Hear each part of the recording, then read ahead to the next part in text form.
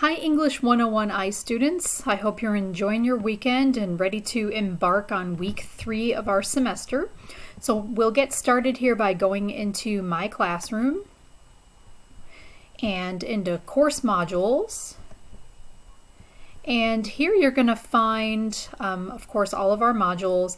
We'll take just a quick review of what you worked on in the past week in Module 2, the writing process. So just to look at the 3 activities that you completed, you did assignments 2.1, 2.2, and 2.3. So the first one was doing an editing of your diagnostic essay using the numbers from the grammar diagnostic quiz. And as I mentioned to many of you when I gave you feedback, we'll be using that number system from the grammar diagnostic quiz throughout the semester. It's going to be like a reference to go back to that. Anytime you see those numbers as feedback in your essays, you'll be able to refer to that list and say, oh, okay, I know I need to make a correction to my spelling, or I need to make a correction to sentence structure or verb tense or something like that. So if you remember, in the feedback I gave to you and in the initial email with your comments of the grammar diagnostic essays, I gave you this document, which is the grammar diagnostic quiz. And in that quiz, I added my own corrections with explanations of those corrections. So for example, verb tense, the verb tenses didn't match in this particular sentence. So I gave some other options depending on the meaning that the writer wants to express. And let's see, another one down here. So I am from a different universe. We need to add in the article "a" before a different universe because it's indefinite. There are many possible universes in that sentence. So I tried to give explanations for each one that kind of explain to you why I made those corrections to those sentences. So like I said, as you go through the semester, this will be a great place to come back, look at examples of the different errors, and that might give you clues about how to make your own corrections. So definitely keep this document in a convenient place somewhere in your computer files. Okay, so then the next assignment you worked on was learning about audience and purpose. And I've already seen several of your assignments, and you've been doing a great job taking the main ideas from the reading and kind of looking at the importance of who you're writing for and why you're writing something.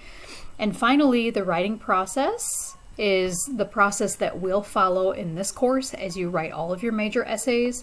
So, we'll think about pre-writing, coming up with ideas, actually drafting your essays, getting feedback from me and from your classmates, revising based on all of that feedback, editing, looking at grammar, spelling, punctuation, sentence structure, things like that, and then finally coming up with your final version to publish or share.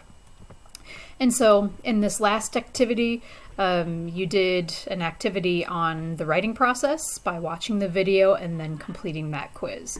So the quizzes, some of you have asked me about this. They're Google form quizzes. So you won't see, at least up to this point, I did make a change in this for the following module. You won't see a submission receipt for this one for 2.3, but I will give you credit by going back in manually and putting your grade into Blackboard for you for those quizzes. So it's coming. Don't panic if you don't see something there yet. But I did make one small change on that as we go into Module 3. Okay, so now that we are confident about the writing process, we'll move into the next module. So we'll go back to My Classroom, into Course Modules, and here we go into Module 3, which is about basic essay structure and MLA style. MLA might be something new for many or maybe all of you. So I'll give you a little bit of background about it here in this video once we've gone over the objectives of this module. So the first thing you'll learn in Module 3 is to become familiar with common sentence types in English. We start with this as kind of a grammar topic in Module 3, and then going into the Module 4 folder, you'll actually apply this we'll go back to your diagnostic essays, and you'll actually be looking for some sentences that you might revise or correct based on what you learn here in Module 3. So we've kind of got a plan in mind for all of this. Okay, you'll also learn about the elements of an effective paragraph. Before you write a great essay, it's really important to know how to write a great paragraph. So we'll start with that as our building block. Then, building on your knowledge of paragraphs, you'll learn about basic essay structure, which you need to know to write your first essay, coming up in Module 4. And you'll become familiar with the basics of MLA document format. Okay, so I'll tell you a bit more about that as we get into the module folder. Okay. So you'll see here that I've got your Module 3 due dates. So assignments 3.1, 2, 3, and 4. You have 4 assignments this week. The last one is a really short one though. So those assignments are all due on Sunday, September 6th. So the first one you'll see here, the grammar focus, is sentence types. So this video that I have attached here explains the 4 most common sentence types that we find in English, especially formal written academic English. So you'll watch that in the video, learn about that, how to combine pieces to form more complex sentences.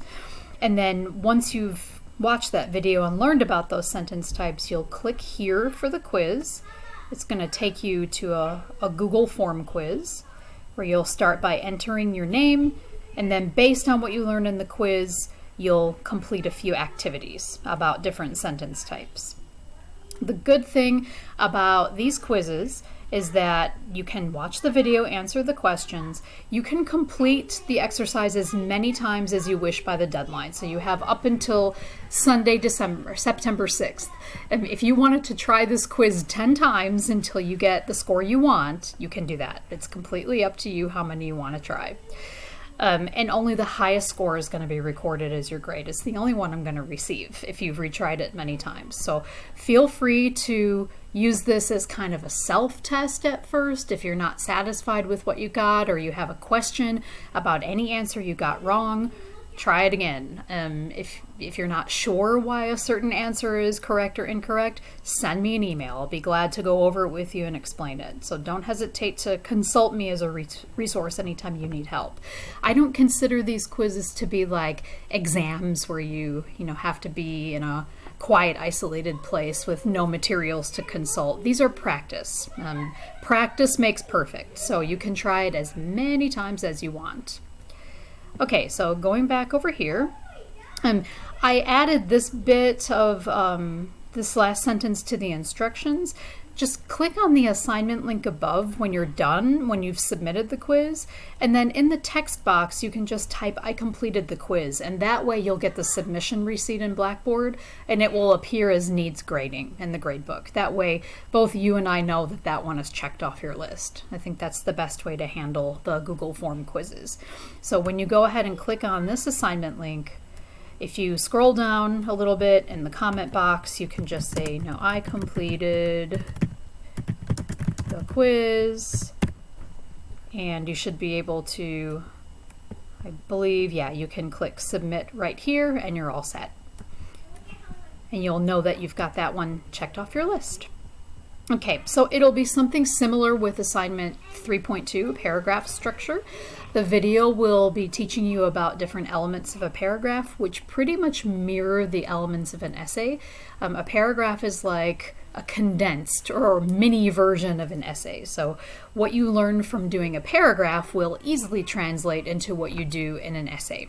So again, you'll click here for the Google form quiz, and then you can click on the assignment link here, go to the text box I showed you, and just type in there, "I completed the quiz," to check that off your list is complete. 3.3 is very similar to 3.2, except you're going to be learning about essay structure instead of just a single paragraph. So you'll watch that video about basic essay structure, take that quiz right here, and in addition to that, in addition to taking the quiz, you'll actually download the attached sample essay and follow the instructions in the document to label the parts of the essay. So let's open that and take a quick look at it.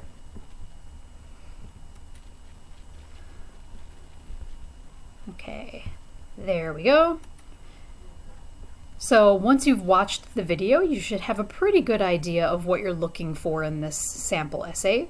And this essay, let's see, is one that a student from South Korea wrote in a previous semester of English 101I, so I'm using her essay as an example.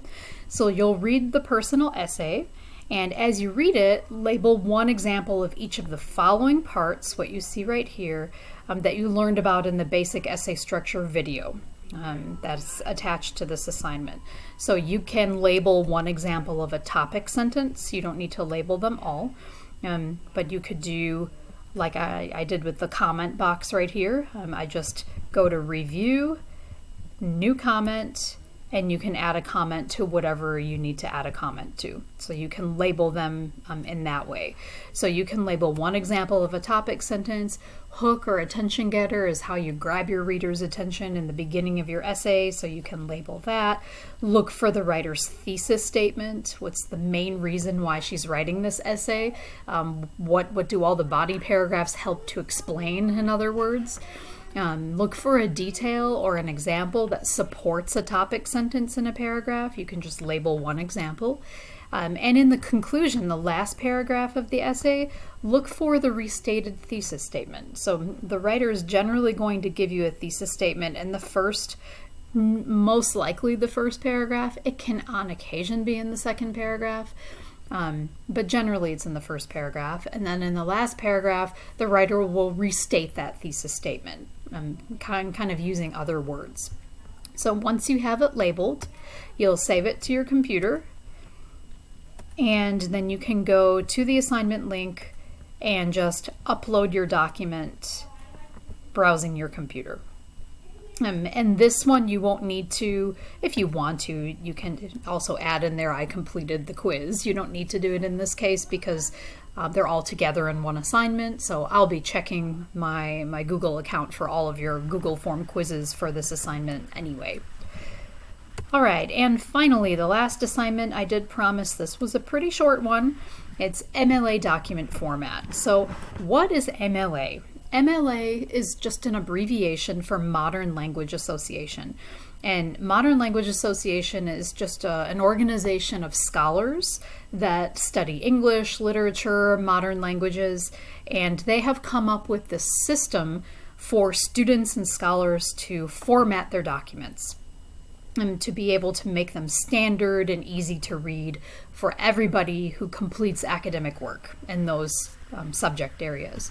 So the first thing we're going to learn about MLA is document format. There are other rules that go along with MLA about how to give credit to sources that you use in your writing, how to put what we call citations at the end of an academic paper. We won't really need those so much in English 101. When you take English 102, that's going to become really, really important. But in English 101, we're just taking baby steps, just getting started with this. So the first thing we need to do is just know how to set up a document in MLA format. This video is a very short one that explains what an MLA document looks like. If you look down here, I've also included an attachment of an MLA template, which is just an example document that you can use to set up your own documents. And so you'll see this is what the typical MLA document looks like. And it's got all the pieces in the right place. We have first name, last name, instructor name, course number, date. This template has an like an automatic date that will automatically populate as soon as you open up the template. You have up here in the header, you double click on it and you can change that to put your last name or family name. And that just lets the reader know right away who the author of the document is. You also have a centered title, and it needs to be really plain and simple and boring, just like you see here. I say boring just because we don't need to use fancy fonts or anything that makes your document look beautiful and attractive. It just needs to be simple, standard, and easy for everybody to read. So you wouldn't want to use, for example, Algerian font to create your title. Just keep it really simple, really standard. And as you see in the rest of your document, you have 1-inch margins. All the text is double spaced. The first line of every paragraph is indented. So that means that instead of having it like this, you press the tab key once and that moves the first line over so paragraphs are easy to read. Okay, so that's a really basic overview of an MLA document. The video is going to explain it in more detail to you, so be sure to watch that video. And the only thing you need to do for this assignment is to set up your own MLA document. So you can take this template and do it.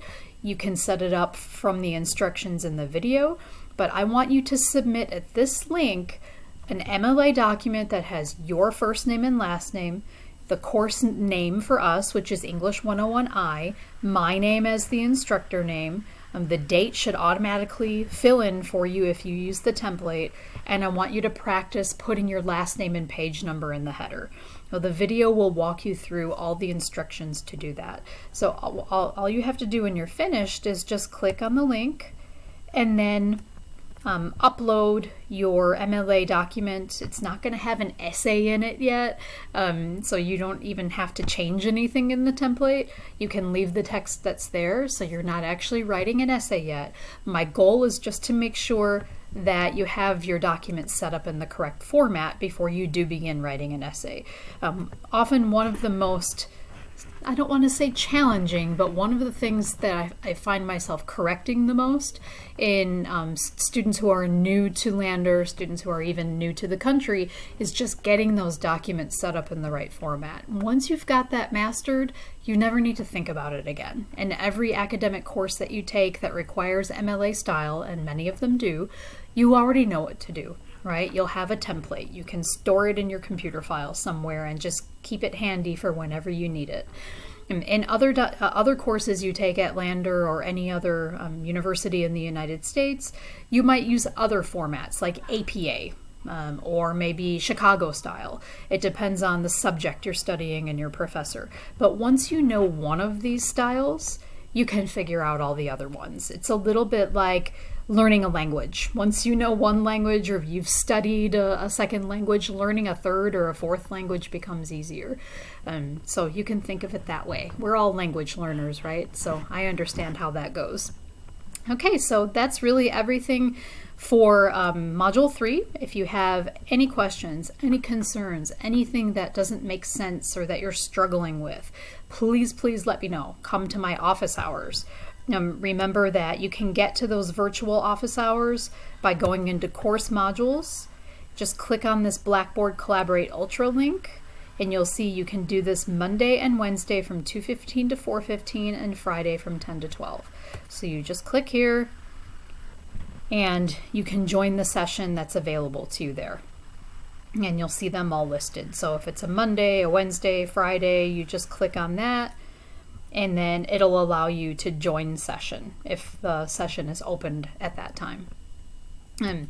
Okay, so that's pretty much it. The last thing I'll mention is I've been enjoying getting to know you more through your assignments, reading your diagnostic essays about your first adventures in the United States, also about even for those students who are still in their home countries.